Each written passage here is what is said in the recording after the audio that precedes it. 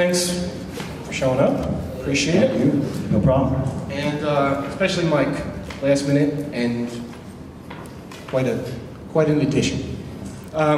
First off, I guess the first question I'll throw out, you know, the reason everybody here was chosen, and Mike coming here is even better, you know, is that, first of all, you're three handsome as hell guys, I mean, first. But I'm told that. Yeah. Yeah. But second... You're very old. That's what you're getting at, right? No. I'm older, right? But you're three guys that found yourself on the music scene, you know, downtown very early on. You know, I guess the first question would just be, you know, what was your portal down there? Like, what led you down there to see music before, like, you know, any kind of word like hardcore or anything was being thrown around? Like, why were you going down there? Like, what led you down there? What bands? What in general brought you there? Anybody? Okay.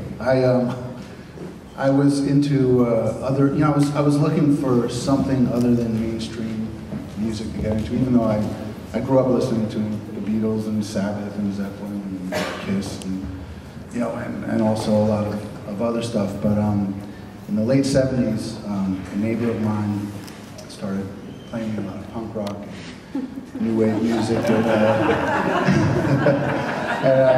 no one's looking.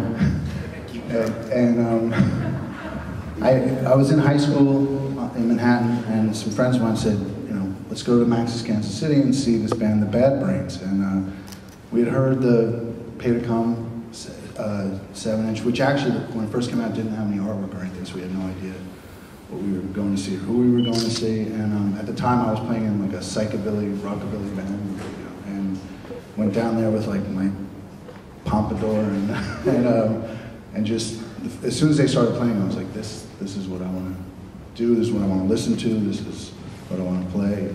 That was it, just got sucked in. That was winter of '81. Me, it was, I was living in Jersey, and I was a screwed up little kid who, you know, didn't get in along with anybody, and I met some punk rock kids in my school, and they pretty much took me under their wing and brought me to my first show, and I was hooked ever since. I guess when Sid Vicious died and stuff, seeing all that in the newspapers and all that crap is really what intrigued me. I just thought this was the craziest shit ever. These people looked like they were nuts, and I like to break things anyway. So it was just a natural thing. So I went to the public library and I stole the Nevermind the Bollocks on cassette. And I've been stuck with it ever since. And then, you know, when do you sort of remember, you know, the word hardcore kind of being thrown around to describe music? Like, what were the first bands in New York that were sort of being described as that? I went to the first couple shows I went to were like big shows at nighttime at like Irving Plaza. I remember like my first one was Kraut. But then like a couple weeks later I went to my first matinee. It was a Saturday matinee with Agnostic Front, and that was like the first time when I was like, I want to be part of this scene.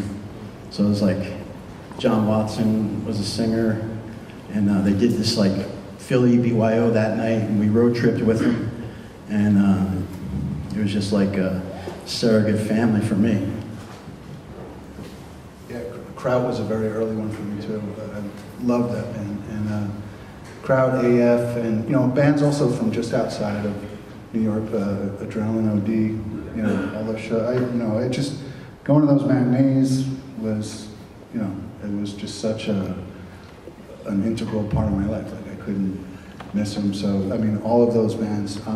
The first bands, though, first New York bands that just blew my mind were you know, that very early incarnation of Murphy's Law, and you know, and just like Jimmy and Harley were two of the most, you know, larger than life characters, charismatic characters, and still are. I think that, you know, those guys made such a huge impression on me, and yeah, that was the first time I think I really felt what New York hardcore was all about, seeing those bands.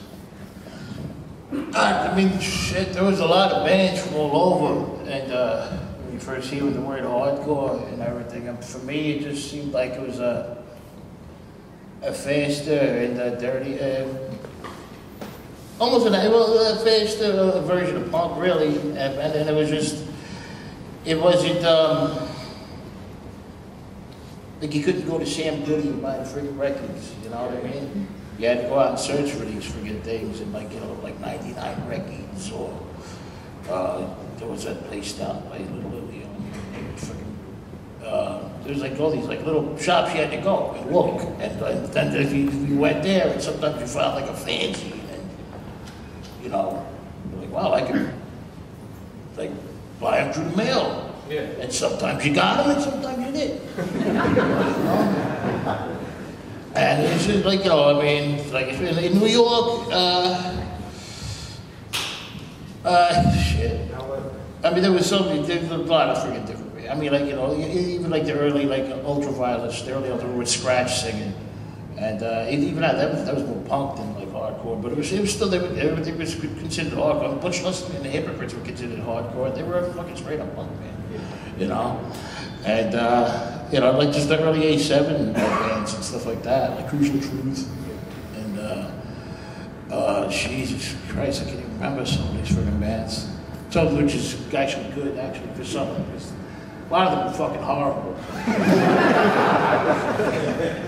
Just because you see an old sticker like on some guy's record, you're like, oh, I gotta look into that band. Save your fucking time. There's a reason why some of these records are limited. So who do you think sort of kick-started it? Would it be Stimulators, Bad Brains, like, what? Stimulators, yeah. Definitely the Stimulators. But I think, especially when the Bad Brains moved to New York, I mean, in my opinion, until the Bad Brains moved to New York, nobody really gave a fuck about them, in my opinion. It was like, it just seemed like, well, it made me not give a fuck about them, but it was like this novelty. These 4 black guys from DC playing punk rock, holy crap, but we had pure hell with that, So it wasn't like, that shocking. But then when they came to New York and they got the whole Rasta thing, living on everywhere, that really gave it a kick. And that, they were phenomenal bands live, before HR fucking blew off the One thing about the Bad Brains, I remember just the difference between, where the line really started to be drawn clear between punk and hardcore for me, just sonically and aesthetically and everything. I used to listen to Noise the Show all the time. And, he used to play Motorhead a lot, and you'd hear that beat, and then you hear a Bad Brains song, and like Paul said, it was just a faster, more aggressive, more raw form of punk rock. It was punk rock that wasn't being released on Sire Records or EMI. It was, Xerox copy jackets and badly mastered little 7 inches and shit.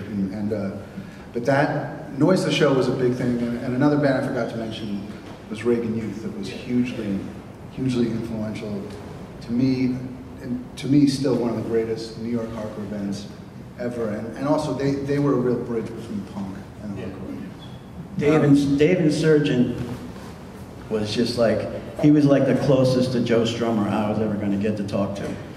Dave Insurgent was a true punk. Absolutely. Oh yeah, true punk, like Joe Strummer. He's a nice guy. He actually, he was a nice guy when you caught him on a good day, when he wasn't depending on what drug he was taking. I was gone by the time Dave went off the deep end there. Oh, he stuck his foot in the pool. In the beginning, I guess he hit it well, because those early Reagan shows were they were fun. Yeah, no, definitely. Mind-blowing. Yeah, they were fun. I was never really that big of a fan for some reason. He was always a nice guy, don't get me wrong. I'm not trying to talk shit on him. He was just, he was a little flighty. But we all got fucking problems. That's why we got into this fucking shit. Everybody says that they're, oh, I'm fine. You're a fucking liar. You shouldn't be here, man. probably own an apartment fucking up the block with all these other friggin'. It's like white people central down here. It's crazy. It was like nothing down here. Like, jeez. I didn't even know there was a Main Street in Brooklyn. Has this always been Main Street? Yeah. Really? That's like sand in a way. That's like Bayberry shit. They should be named after like a Polish guy or some shit. It's Stanley Boulevard, you know? Something like that. Ski Boulevard. Something, you know? Old Jew Boulevard.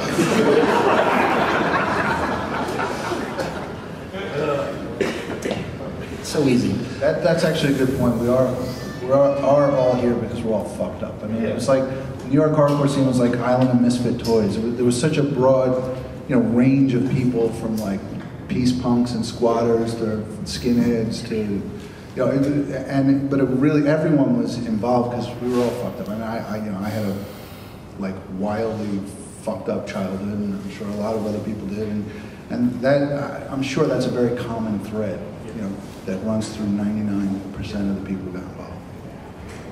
I think the other thing, well, first of all, other than that, are there any other bands you think don't get the recognition they deserve as far as, in New York for that early era? Nihilistics. Thank you. That's why I asked that question. No, definitely. I think that is sort of the groundwork for a lot of what you do and what a lot of other people did. They were huge. I know Chris since I was a freaking kid. So, Chris from the Nihilistics. Chris from the Nihilistics right there, ladies and gentlemen. And him and the bass player Mike were very good friends of mine, everything growing up. And I used to love going to see these guys. It was angry, it was pissed off. They were from Long Island and they hated it out there, and they came into the city. They're like, oh, well, we can come here, and they fucking hated it here too. It was like they couldn't win. And it was just angry, disgusted. Ron was a scary son of a bitch on stage.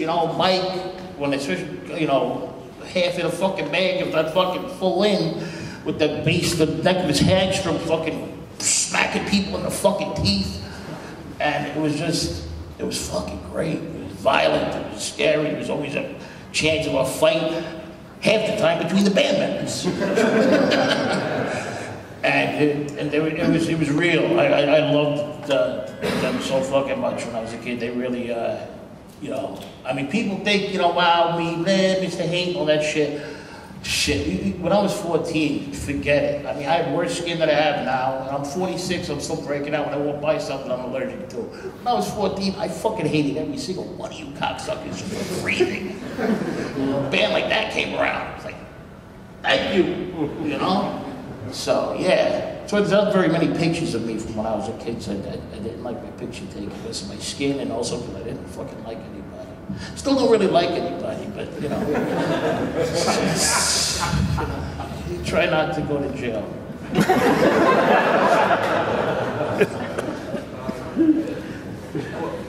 I think the thing that makes New York unique as far as hardcore goes is, again, three guys here that, for the duration of the book that, the time that we cover, 80 to 90, you guys were there the whole time, It wasn't anything like we're in 80, a lot of other scenes, like by 84, 85, everybody like moved on to something else, they went on and did other music, blah, blah, blah. Well, a lot of people. Yeah. But that's what I'm... We all three of us tried different things. Yeah, but... Still well. Oh, yeah, you did, yeah. Yeah, in the 90s, I did it completely different. I felt like a lot of just the whole ethos of... I'm sorry. I felt in the 90s. I felt like a lot of what initially drew me into hardcore, a lot of it for me had kind of dissipated or gotten watered down, and I think a lot of people were more concerned with just the superficial style and scene and as opposed to like really giving a shit and feeling passionate about something. So I think I made a very conscious kind of 180 and just didn't give a fuck about, being liked or fitting into a genre or a scene or anything. Because early on, when I used to go into shows in like 1981, 82, you go to places like A7 you know, it felt dangerous. It felt completely genuine and underground and real. And you know, by the time like 1990 rolled around, a lot of what I felt through those years in the 80s, you know, was lost for me. You know, just like a lot of the ethos of New York in general is lost. You know, New York was a very, very different place. It was more dangerous, it was more gritty, it was more real. You know, there wasn't a fucking Barnes and Noble and a Starbucks on every corner. And, you know, so yeah, I think we all kind of, you know, and Mike picked up an acoustic guitar and became Neil Young for a while. And, I think we all, and it wasn't that we I bugged out before that, because like in my my first band, Death Before Dishonor, we were doing our thing, and then we all started like, I don't know, I guess like metal. There was like getting into the sound, and then I just remember my last gig for a while was Death Before Dishonor. We did like an Iron Maiden cover and shit, and I just remember at the end of that going, man, we really fucked up. You know, it was just like, it was just really bad. And I really fucking felt I disrespected like the whole reason I got it to be a part of this scene. So I guess I split for like a year or so until I heard bands like Youth of Today and stuff who were playing like, you know, straight up hardcore the way I first listened to it and fell in love with it all over again. And actually the first hardcore show my brother took me to, Death Before Dishonor, opened up for JFA. I told you this story because, well, the one thing I remember is you had a guitarist that tried to play with his teeth, like Jimi Hendrix. Like I said, we fucked up. I remember that. I remember being in a fucking car driving to that gig you're talking about with the drummer of JFA, and I just met him, and he was like, I'm so over the fucking JFA thing, man. I can't wait to get home. I'm starting a metal band called Triantula. I already got our logo. He was like telling me about a logo before they even wrote a song. And I knew it was just like, it's over, man. Like, just throw the dirt on and fucking play the fucking song. And I think that brings up another good thing is like, I think, yeah, I don't know, you tell, New York was sort of the first place to sort of welcome that, you know, that crossover into metal. Was it what? I fought like a motherfucker against it for a while. Yeah. You know? It was, I mean, that's just deep. They fucked up. They awful. You know, it was like in New York. Okay, I mean, there was always a Sabbath thing going on. Sabbath is a total New York band, no matter what. No matter you were a working class kid from fucking someplace in New York, you loved Sabbath. You like Sabbath. Yeah, I don't even consider. I don't consider Sabbath rock and roll, really. But we always had that dirty fucking sound and whatnot. And you know. It fit. It worked because you could make a fucking cool stank part out of those fucking things. You know what I mean? And it was all so it was cool. But and like metal, you know, once you really started pushing metal, and that's sort of like, you know, the long hair started coming to the shows and stuff. It wasn't so much fucking welcome. I mean, Billy Milano tried his best, and he'd be trying to, like, you know, oh no, these guys are cool, and me and my friends would be like, yeah, you know, fucking punches out and some of these guys. You know, it's like, fuck, yeah. It was like, you know playing, every time I played the boys, I hated that fucking place. We played because they paid relatively well for the time. And there was like a big stage, and like, oh, look at us, we're fancy, they gave us a case of beer, you know. But I fucking hated those fucking people. I could not fucking stand them. And it was just, I was never a metal guy. I was never that guy. It was only until the past like maybe 15 years that I could listen to fucking Iron Maiden with fucking piano singing. You know, and I can appreciate some of that stuff. You know, I like, you know, I like rock and roll. I like, you know, I like Saxon, because it's more like rock and roll type of thing or something. You know, and it's ridiculous, you know. But I'm not like gonna sit around and listen to, like, you know, fucking, like, you know, Slayer, you know, God bless him, I got nothing against him. I can't fucking listen to that shit. There's like a lot of that stuff, it's like music for people who can't find their keys.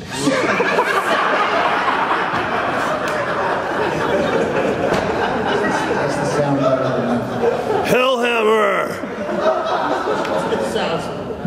Now, you know, one thing Mike mentioned, which I thought was always really interesting, was when when hardcore did start to go a little metal, there was this reaction, but it kind of came from the suburbs in the form of Youth of Today, and it came from places like Connecticut and Westchester. But they, you know, obviously you could just see them once and know their influences, a Negative Approach and Minor Threat, and they kind of brought it back, you know. It was like, it's funny now because then, you know, a year seemed like such a long time, or 2 years seems like, so you know, people would say like, oh, you know, shit started to get horrible in '83, but then in '85, you know, like, there was a second wave. Yeah, well, that's always pissed me off about fucking Minor Threat. They were together, what, all of maybe 5 years, maybe?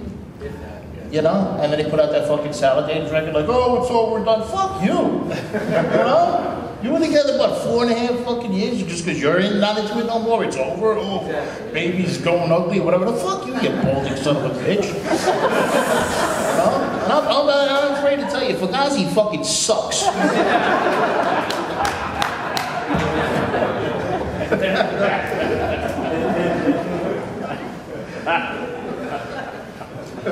Anyway. So anywho,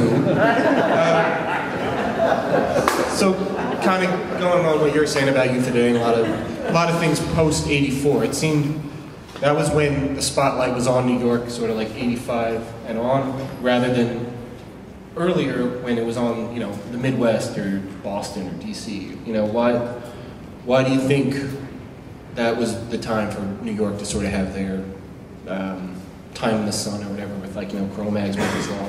They started in New York, and I think in '87, '88, some of us did our biggest tours ever. We were always, we spent like just about every fucking day out on the road playing somewhere. And outside just driving to Philly or Jersey or Boston, people going like, you know, further west or whatnot. Agnostic Fronts for his tour in '85, going out west. And I drove cross country with my buddy Josh. It was in San Francisco in 1985, and when they played out there for the first time at the fuck, I don't remember the name of the fucking club now. It was in the Tenderloin. No. I was going to say Tool and Die, but I don't think so. It was in the Tenderloin either way, and a lot of SRO hotels and everything like that, and like, you know, a lot of you know, older black gentlemen who like their blues, and a bunch of bald-headed white kids who like hardcore. Hence, Race Riot breaks out, and it was fucking insane. That was one of the most craziest things I've ever experienced. A friend of mine out there, Terry Bish, long story longer, got his throat slashed, and it just fucking, it went off, and bottles flying, and it was literally the line drawn, black, white, bottles, grabbing everything you can just to fucking protect yourself. It was crazy out there. San Francisco, all that hippie shit. Those fucking people like to fight out there. I've never gotten. I spent a couple of months out there just getting drunk and eating at soup kitchens. I've never gotten so many fights in my fucking life. People used to drive up to the 8 and see like skinheads. You know, let's go, like older black guys. Come on, I'm like, you know, these older people like father. I gotta fight them now, you know. But yeah, bands traveling. That's what. Not to break away from that, but bands traveling. That's what you brought the attention to New York and everything. And we were. I thought we were doing something harder than what was going on like in California. I mean, Black Flag had already sucked by then, and you know. And we were definitely doing much. We were definitely harder than California at that point. Yeah. When in '87, me and Richie were in Youth of Today together, and that fucking tour seemed like to last a lifetime. Even though it was only a summer, but every bad thing that could fucking happened. You know, just being stranded, broke and shit. But everywhere we went, it was, you know, people were just like, these guys are from New York. You know, they must be badasses, you know? And like whole fucking towns like gang up on you because they think you're a badass.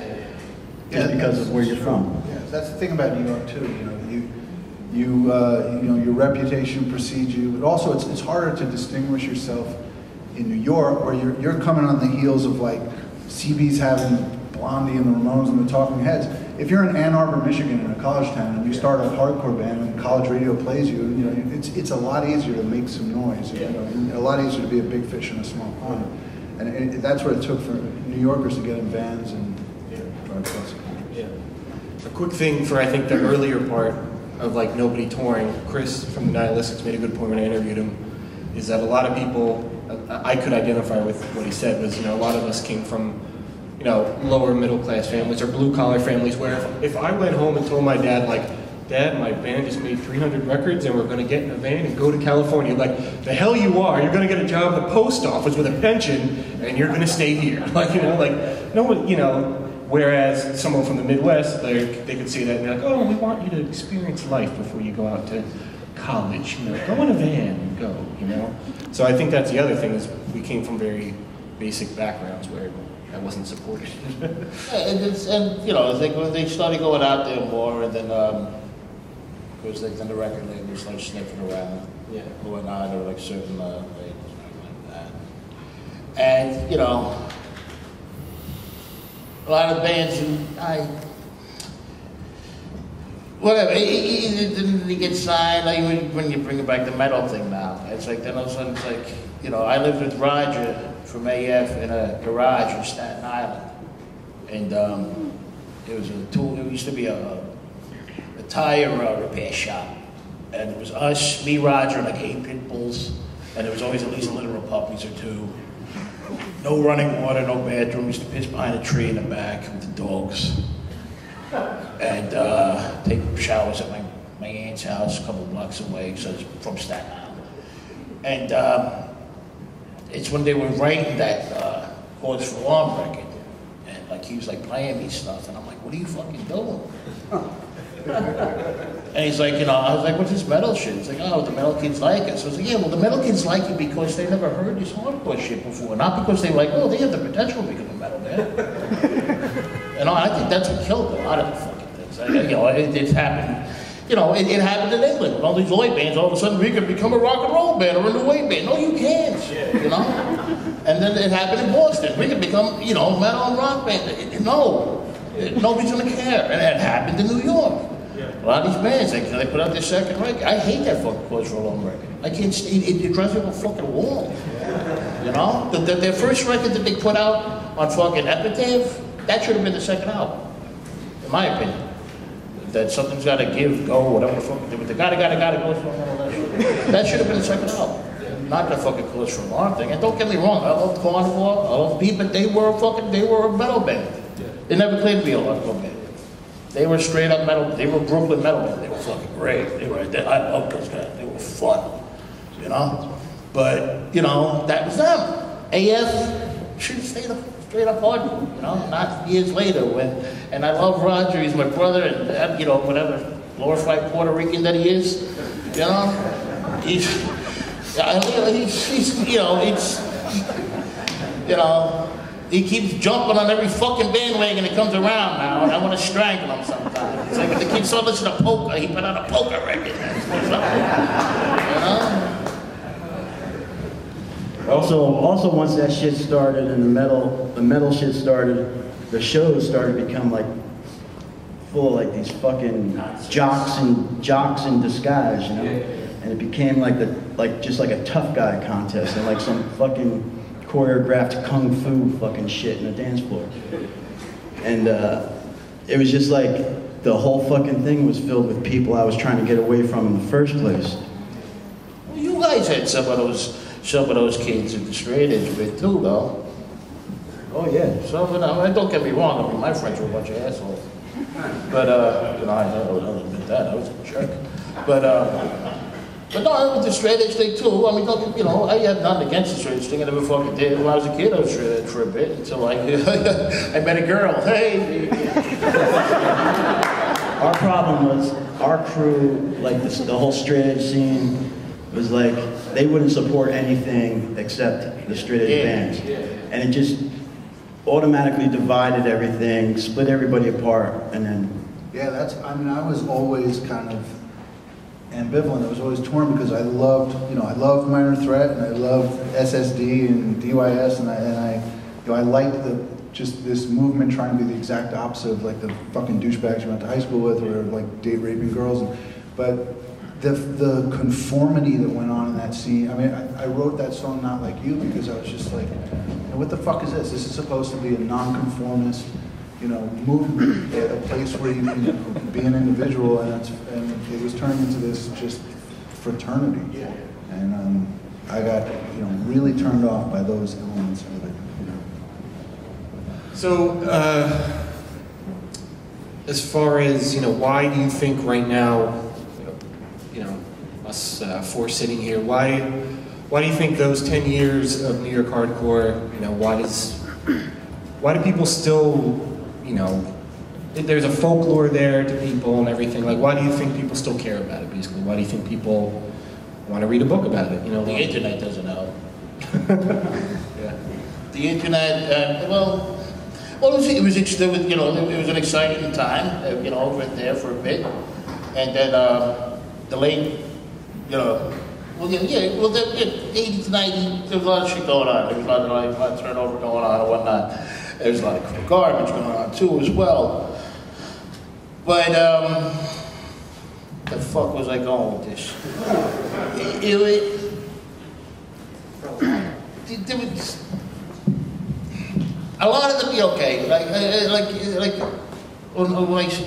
had my first band in 1981, 82, 82. We did our first show at A7 and everything. And we only did 2 shows. We played there. We only played 2+2 there, the NYHC and Annex.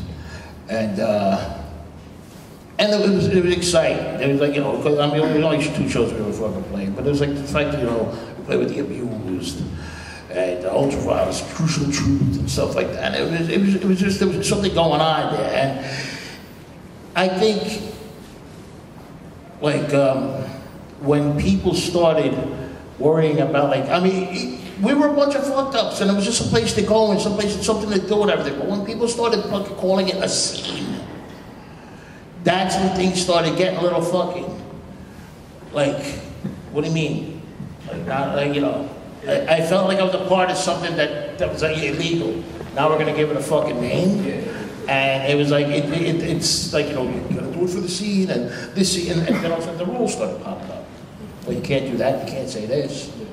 You can talk about destroying the system, don't fucking put a brick to that window. No. Yeah. And it just, people could write, people have written songs about the glory days and this, and they still do to this day, and it drives me up a fucking wall. Grown men writing about these things. And it's, it's almost like they're rewriting history almost to an extent, especially with fucking Facebook. Holy shit. People who were around for maybe 2, fucking 3 years that you would see, and they were annoying back then. They disappeared, got families, got fat, got divorced, found religion, lost religion, up on Facebook. I'm old school, suck a dick, It's where were you? I stuck around because I didn't know nothing else to do. This is what I knew. I tried something else musically and stuff, but I still went to shows. I still had my friends that I had all these fucking years. I was gonna be all right, let me put you guys on hold while I get my shit together. Yeah. No! What are you your fucking friends are there for? Unless you're doing heroin, then get away from them. But outside they tried, I don't know. They're rewriting, who they are, their importance in the scene. It's like you were in a band for 3 months and you sucked. It wasn't that important, Nobody went to see you. Nobody.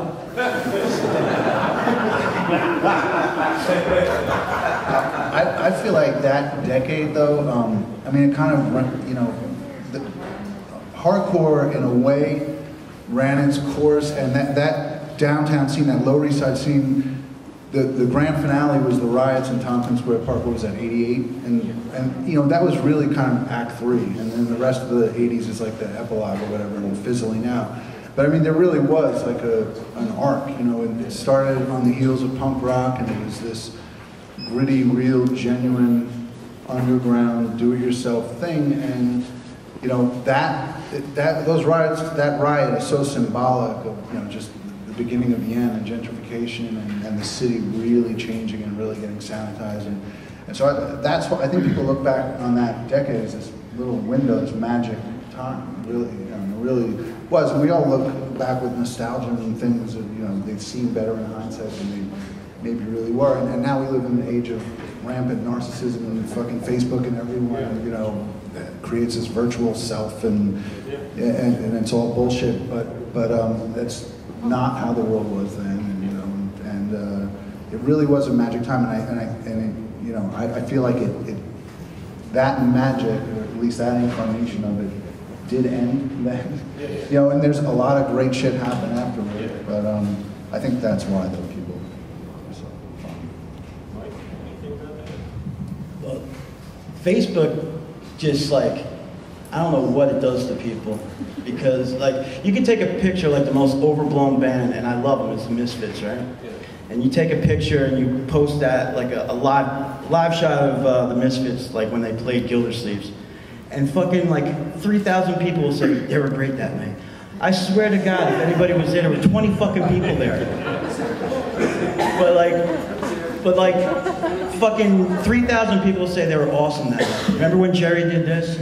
A lot of those famous shows that people talk about, there was fucking 15, 20 people there. That's a lot of these places, that's so you can fit inside the place, too. How many people went to 87? And also, I remember... I always say, oh, 87, 87. Yeah, really? What night, 20 people there. A7's you glorify A7, but my first band, Death Force Honor, played A7. We went on at 5:30 in the morning, played for fucking 20 minutes, went out fucking early Sunday morning, felt like shit, but then whatever year it is now, they fucking glorify A7 like it was the Garden. It was our place, and we all played there, but... It was a fun place and stuff like that, because, half the time, you were hanging on the street anyway. Unless it was you really wanted to see that band. Because then, unless Louis from Anecdote was at the door yelling, Bob was on next, or something like that. You didn't know when somebody was playing. They'd have the thing on the door, they didn't always, go in time. And, you'd be hanging out on the streets with your friends and bullshitting and sitting in the street or whatever, Or the park. Yeah, the park, exactly. We had to get our, we always used to have to go in the park to drag our drummer out. Billy Psycho was our drummer at the time. We have to drag him out of the park and get him up behind the kids so we could play. Yeah, and so that's what it's that's why we just outside freaking place. It's you can't remember every fucking show that was there, every band that played. And, it was fun, but it was a dump. Let's be realistic, it was our dump and it was all, but it was, that's what it was. And I know that when they had that big fucking to do with that stupid plaque they got in now. Every band's got to be on this. Really, that's your fucking pride in yourself, what? You jerk off? You just want to see your fucking name in bronze? Is that it? With the fucking dog up in Poughkeepsie buried in the pet cemetery up there. It's got a fucking bronze plaque too.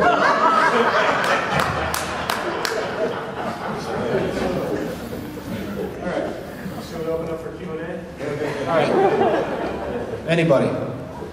Hey, if you each had to say one or two crucial records people who are not in that scene, younger people now, what would you put down? One or two crucial, you want to know the scene records. For me, again, it would be the Nihilistics album. That would be one.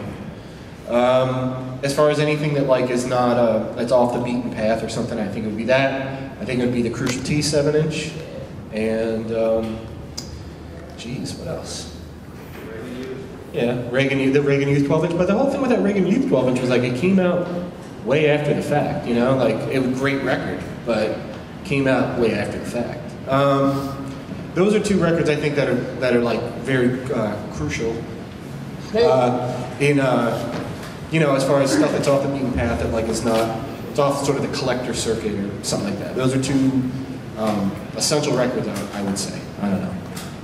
The Bad Brains Raw tape and the Skip Through the Reggae songs. Yeah, that was actually record. I love that record. Yeah. The Raw cassette I was going to say too. Nihilistics record. There were a lot of 7-inches too that I loved. The Mob.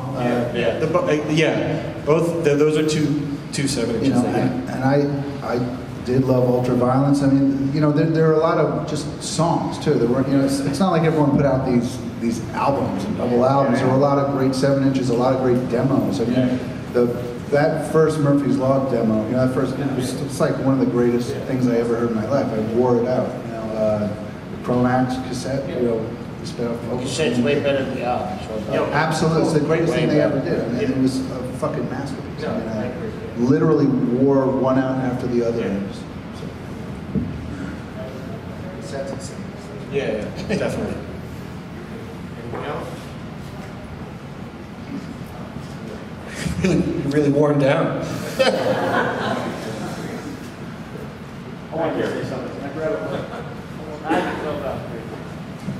I wanted to thank Tony for writing this book, because it's really great that someone set out the history and beyond the bands, I want to thank Tony for acknowledging people like Tim Summer and Wendy Eager with Guillotine and making sure that those people were singled out. He forgot a couple of things I want to mention. The Boss distortion pedal. Without that, a lot of this shit wouldn't have happened. And the Office copying machine, as witnessed by this wall over here. Without the Office copying machine, no one would have gone to your gig. So I just want to do a shout out to those two things.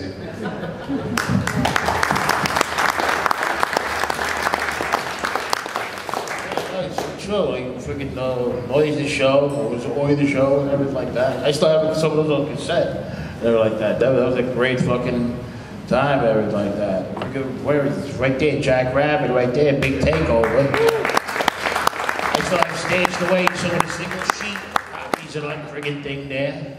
You know, I mean, there was still everyone, because back then anybody could gonna do a fanzine or just report records. I'm gonna write about them, and that's what people did. You know, still that single thing. He had one. What was that? Violent Outbreak was another one with that kid from Queens, Long Island City, I think he was. And everybody, like it was Get Another Rag, Damaged Goods, Flesh and Bones. Where's Jack Rabid? That's right, there. I fucking love you, Jack, come worse, up and brother. say something, would you, Jack? If anybody should say something, you should. Jack, come up and say something. This guy was like an historian when I was a kid. If I had a question when I was a kid, I'd go to him. He's got all his hair, too. Yeah. There he is. I loved Even Worse. Really, really loved them. They were on the bill the first gig I ever went to. What gig? It was Irving Plaza, I believe, with Crowd. Even Worse, Crowd, maybe Beastie Boys, I don't remember. Adrenaline OD. Maybe AOD. And Young and Useless. Rebecca Corbett, I believe. Yeah, she lives in London now. Love that band. I don't think I have anything to add after all the stuff you said. What was the first New York hardcore 7-inch? First hardcore, well, That you hardcore. would say, yeah. Well, how do you It's do like, it's like when people try and argue what the first rock and roll single was. Yeah, exactly. And they say, well, where did R&B end and rock and roll start? Where does punk end and where does hardcore start? I guess it was Bad Brains Pay to Come, and they were a DC band, but they played New York a lot more than they played DC. There's people know that Bad Brains song "Banned in DC." Well, they had like one club there, and they got banned from it after they played there like twice. So they came up to New York every month, like twice a month, and we all went to see them every time they played. I think. Was it you who said the Bad Brains were like the focal point? Yeah, well, that was you, wasn't it? My portal. I couldn't agree more, man. We were all just playing these little tiny gigs, and if we were lucky, we could open for the Stimulators and actually play for something more than 20 people. And I'm talking here of the spring of 1980. We all had these little bands when we were 17, 18. There was Nasty Facts, there was the Awfuls, spelled with an O. There was, well, my own band, Even Worse, our first gig was May 2nd, 1980, opening for Stimulators in front of like 400 people. And I think I knew 200 of them. It was like that kind of scene. But until the Bad Brains actually moved to New York and until they actually got out that album on Roar cassette, there wasn't anything for us to rally around. We were all just people starting bands. False Prophets, we played with them in November of 1980 at Tier 3. And around that time is the first time I saw Undead. And Nihilistics, not too long after that, rocked my world. Thank you, Chris. Who else? Heart Attack, very early. Heart Attack might be the first one that was quintessentially hardcore. The first time I heard God Is Dead, I was like, okay, that's really, really fast. For a 13-year-old guy to be playing that fast. How much is this as hormones, Jesse? And now I think, well, that was put out on Lyle Heisen's label. Where is Lyle? He's here. I saw him earlier. Did he leave already? Lyle, you didn't leave, did you? 300 copies he pressed of that sucker on Damaged Goods, and I think every time I see it on eBay, it's like getting on like $1,000 now or something. I sold mine for $1,000. How much did you sell? I sold mine for $1,000. $1,000, see? In case you thought I was exaggerating. Even worse, played with Heart Attack, I think 8 times, and it was just marvelous to see this 13-year-old kid who was that smart and that friendly. It was quintessential of those days. It was really fun, but I don't know. What else to say, really? Just the Bad Brains were just that good. They were just that phenomenal that we were all really inspired by them. And I think every band thereafter was kind of working off their model of trying to really say something with their music, as far as not just play really, really fast, but have something really intelligent to say and be something that was an alternative to the usual culture. Anyway, thanks.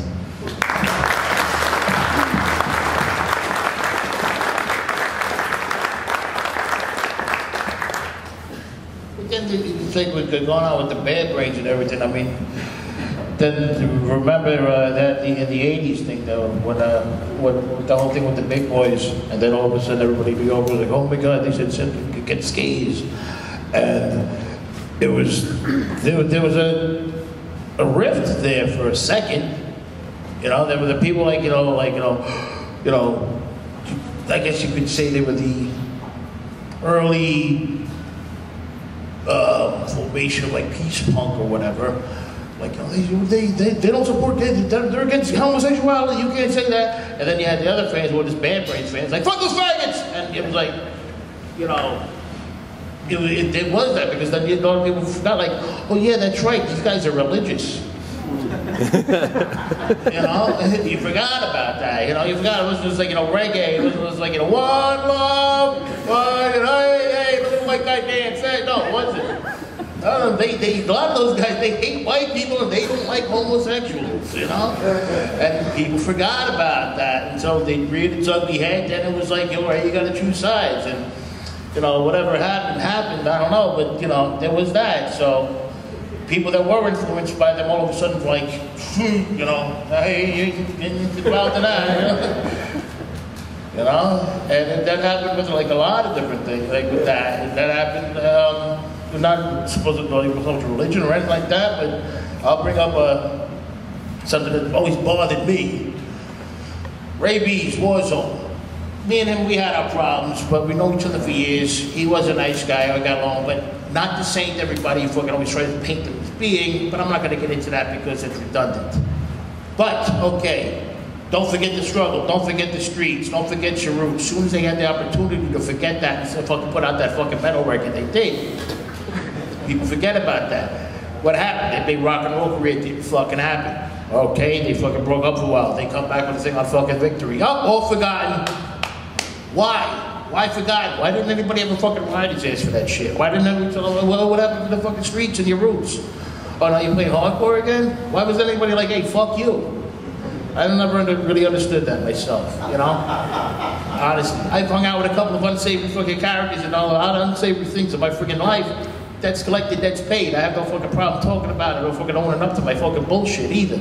And fucking I've had it thrown on my face and I fucking came back with it and I freaking, you know, I fought it or I freaking, or I forgot it. But, you know, certain people that put on these freaking little pedestals and it's like, for what fucking reason? Why, does he let you into a show for free? You know? Well, you know, I just never understood a lot of that. A lot of, you know, HR thing, the whole thing with him. Is he nuts? Who knows? Yes. You know? Got problems there, you know? Hey, well, I wish Steve Potts was here and he had to make sure he could tell you. Buddy Steve Potts had that, got stuck HR Diamond? HR Diamond, got stuck with him for 3 days in his apartment. Steve put him up and HR gave him a chunk of plexiglass and told him, this is a diamond, I want you to have this and hold on to this, it's very precious. And he still has it. So every now and then I go to Potts' house, we get all banged down drunk and shit, and like we'll break it out and put it on the table while we're doing well.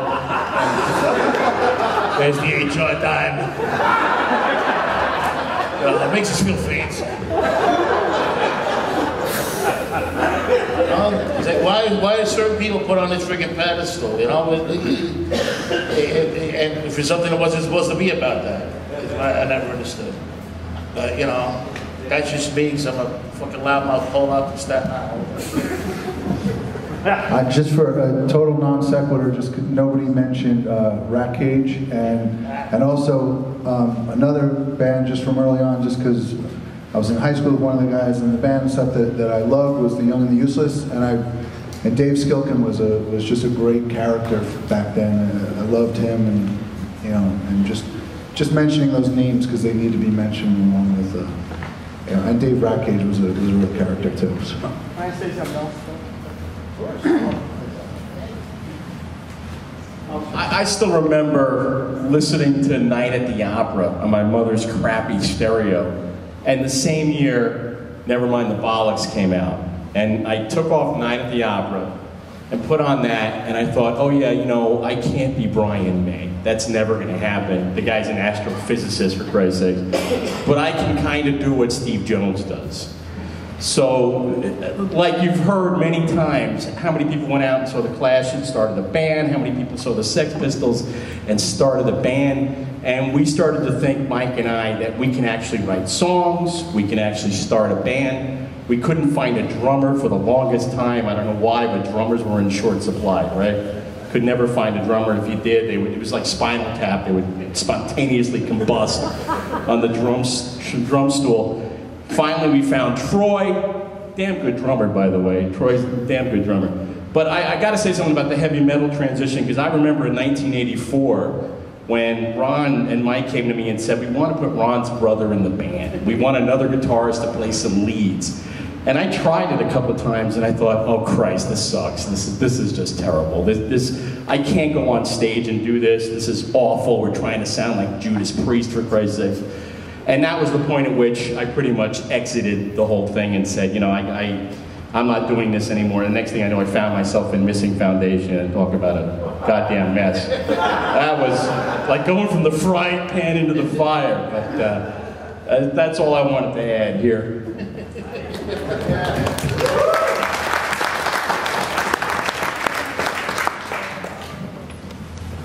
Isn't that enough? How long did it take you to do the book?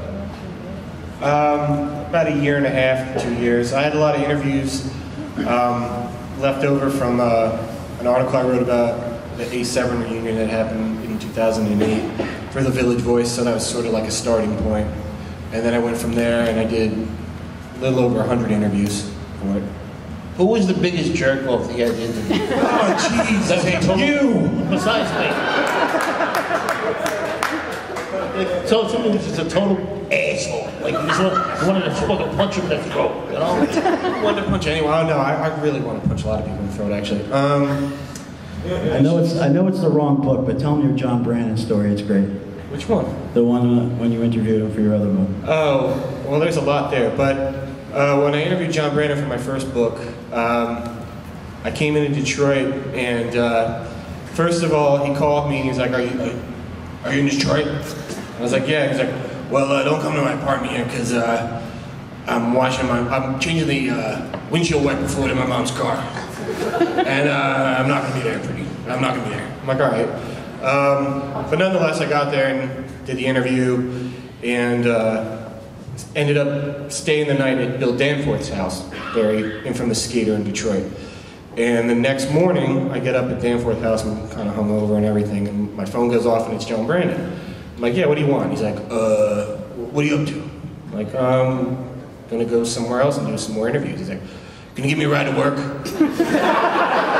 Like my mom's van broke down coming back from easy action practice, and you know, she had to use her other car because she was going to her yoga for seniors class, and so can you give me a ride home to work? So there's that story. But there's oh, and also when he got in the car, I started the car and I had Close to the Edge by Yes, a CD in there. Shut up. And as soon as he heard like, he was like, no, and shut it off. So there's that. And did that get me out of saying who was a jerk for the New York Hardcore book? Great. All right, next question. There we go. Non sequitur. Yes. Yes? Question? Behind. Tell them the secret of it all, the story, Well, they just toured Sick of It All, and I asked him sort of, you know, what, you know, I was like, how's the touring with those guys? He's like, oh, you know, they're nice or whatever. And I was just sort of like, so do you guys stay in the same hotels? He's like, yeah. And I was like, so do those guys need like a hotel with a gym? And he's like, oh yeah. He's like, all I need is a smoking room. He's like, this is my exercise, and he just lit a cigarette. That was all. Mine's the audiobook version. We were talking about that last night on Black and Blue Takeover. Like, I think it would have to be, you'd have to get Stigma to say all his stuff. You know, there couldn't be anybody else to do it. But I don't know, you know, we'd have to get some real high-class people, I think, you know, like really class it up, you know, get like Mel Brooks. Yeah. See this guy? You know, that is a great idea. But you know, talk to the man in charge over there. Talk to me. But you know, it could happen. It could happen. That's it. That's all. Yeah. It's more comment. You know, you talk about, you know, zines, and you know, a lot of people got into bands, you know, through reading zines, you know, reading about the bands, or even Maxi Rock and Roll, whatever it was. You know, earlier you went to see headlining band, you saw the other bands and got into them. You know, but another thing for me, you know, that was really important was we had Jack Rabid up there. You know, yeah, I remember going to, you know, the Rock Hotel shows on Jane Street, Rock Hotel shows. And he'd be DJing, you know, and now everybody's a DJ, you know, you're a DJ night, but they're just playing old shit, the old hardcore, whatever. I'm playing current stuff that's coming out. And, you know, I remember him playing, you know, he didn't just play punk and hardcore, which was cool as well. You know, he killing joke, whatever. But just going to some of those shows, you know, I remember there was one thing like, you know, playing there, and I was thinking, what the fuck is that? I got to figure out, you know, it ended up it was Ed Gein's car, Brain Dead Baby, you know? It turned me out to that. Another was WFMU. I was growing up in Jersey, you know, I was a kid, you know, so for me to find out about new bands or even finding out about shows, you could find out about CD shows in The Voice, but a lot of the smaller DIY shows, you know, Pat Duncan, people like that. Yeah, probably. You know, the Whisper Do single, you know, it was there. It was on, you know, that show, and that was also the way I found out about a lot of shows that were coming up, as well as stuff like Opec Sid later. The importance of some of the DJs back then, compared to DJs now, it's not really, you know, I think that's, you know, it's really important. No, I agree. I have, my brother DJ'd all the hardcore shows where I grew up in New Jersey in City Gardens, and it would, when that later 80s era started happening where bands like Youth of Today and Chain of Strength would play, he would purposely play like the most fucked up crap in between those bands just to piss people off. And I have a board tape of Chain of Strength where, you know, it's like, you know, blah, blah, blah, blah, blah, and then it ends and Kill Yourself by the Lewd starts playing. And it's funny because a friend of mine, like 30 years later, is like, hey, you know that tape you gave me? What's that fucking song after Change? That song's awesome. And I'm like, 30 years later, you care about it, huh? Like, you know. But that's the thing is that, you know, the DJ, there was a time where people played actual records in between song bands, and it did. It turned a lot of people onto some stuff that they probably wouldn't have known about. Yeah, that's such a great point too, because we, you you know, in the age of Wikipedia now, everyone's a fucking expert. Everybody, you know, everyone could just look at their iPhone and know the entire discography of every band and every fucking member, and you kind of had to work for it back then. And it's so true, man. Zines, and again, I'm going to mention Noise the Show. It was such an education for me, you know, listening to that and going to 99 Records and seeing like a Misfits 7-inch, you know, taped onto the window and buying it for $3 and just going to record stores and talking to people, you know. Yeah. You talk to kids who came in from New Jersey or Boston or whatever, and it happened organically. It was real. Yeah. You bought zines and you bought records and you listened to the radio and you talked to people and you know, it just wasn't all there at our fingertips. And I think, you know, there's really something. It's like back then, like if somebody, like if like, you know, a band wanted to give you that demo tape or whatever, you're like, oh, cool. So now you're like, hey. I feel like a dick, but I tell the kids right off the bat, like, I'm never gonna listen to this. You know? I'm like, if you could sell it, sell it. Like, make your money back, something like, I'm never gonna listen to this. We were like, you know, back in, you know, when you were a kid or earlier, it was like, it was, you know, exciting and it was new, Not to say that the things going on today aren't exciting and new, just they're not exciting and new to us. Not to say that it's bad or that it shouldn't exist. It should exist. Hardcore still has a place in today's fucking world, and God forbid if it ever goes away. There are a lot of great young bands out there busting their asses and working. Do I know them or listen to them? No, I don't have to, because I'm not their fucking audience. There are other kids out there that will go out there and it's like throw themselves at these fucking bands, go nuts and go crazy for these fucking bands. And that's what it's about. You know? I mean, it is, you know, I'm a 46-year-old skinhead. Skinhead was a youth movement. It's just the way I've dressed all my life, most of my life. You know what I mean? This is what I do. This is what I'm comfortable with. You know? Suck it. You know? What do you want from me? And the same thing with hardcore. But it's like, just because I don't like it, don't mean it's bad. Just because I don't want to listen to it doesn't mean it's not worth listening to. You know, it's just like when we were kids, the last thing we wanted to fucking hear was some older guy telling us that we were wrong. So who the fuck are we to become that person all of a sudden because we don't listen to those bands? You're wrong. Yeah, I know, but for other reasons. You know, it's like it's never gonna die. It's always gonna be there. You know, you don't always have to listen to it. Either you can like what you like. And I tell these kids, you know, they come over and talk to me, and you know, or an interview or something like that. You know, I'm like, listen, you know, like what you like. I mean, if you want to go back and listen to old records and check that out, that's cool. But you don't have to, and you don't have to like it just because it's old. Because it's old school, they were here, they were laying down the roots. So what? Yeah, granted, you know, you can respect it and stuff like that, but you don't have to like it, you don't have to listen to it. Like what you fucking like. That's what's most important. If it's coming from here, if it means something to you, it doesn't have to mean anything to me. And that's the most important thing about the hardcore thing is that it has to mean something to you. Not everybody else, and not who came before you, and not even who comes after you, but to what's right here and right now. What's fucking keeping you going? What's fucking boiling your fucking balls and making you want to kick down a fucking statue or some shit. That's what's most important.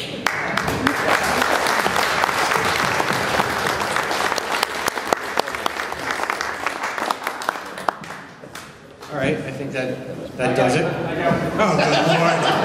Oh, jeez. I just want to add this to the list. I want to thank Tony for, you know, putting something in the front of the book of the people who are no longer among us, the people who have died. Thanks for doing that. And Bar Chords, I want to thank Bar Chords. And I want to thank PRI Record Pressing and Wine Dance, where everybody got their goddamn record pressed.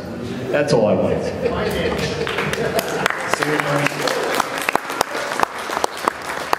All right, that's good, right? All right, so first of all, I guess I'm going to sign some books here, but whatever.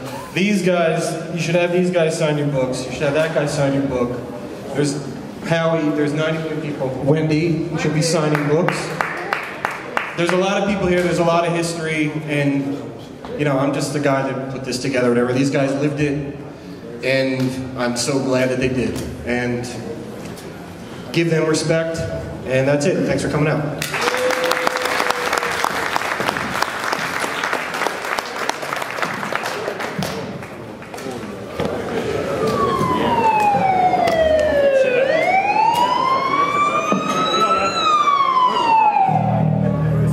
Huge Nihilistics fan.